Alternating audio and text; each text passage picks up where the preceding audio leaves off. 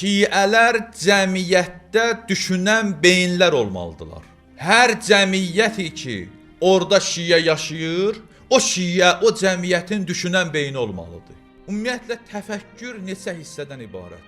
Allah Teala Qur'anda bizləri təfəkkürə dəvət eləyir. Allah Rəsulü mübarək kəlamlarında imamlar bizləri təfəkkürə dəvət eləyirlər. Hətta bir çox hədislər var. Bir saatın təfəkkürü, məsələn, 100 ilin ibadətindən üstündür, 70 ilin ibadətindən üstündür, çoxluğu çatdırır bunlar. Üləmadan birindən sual elədilər. Hansı təfəkkürdür ki, məsələn, bir an, bir saat təfəkkür eləyirsən, 100 ilin, 70 ilin ibadətindən üstündür. Hansı təfəkkürdür o?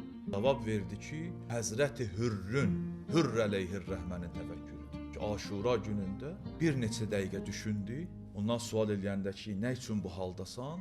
Dedi, özümü cəhənnəmlə cənnət arasında görürəm. And olsun Allaha, heç vaxt cəhənnəmi seçmərəm. Atına hərəkət verib, Həzrətin huzuruna gəldi. Bu alim buyurur ki, Hürrü kimi insanların təfəkkürü, ki bir an təfəkkür elədi, haqqı tapdı, hidayət oldu. Bu təfəkkür 70 ilin ibadətindən ki, insan namaz qılır, zikr eləyir, hələ bilmir cəbhəsi hansı cəbhədir, haqq qardadır, bu ibadətlərdən üstün.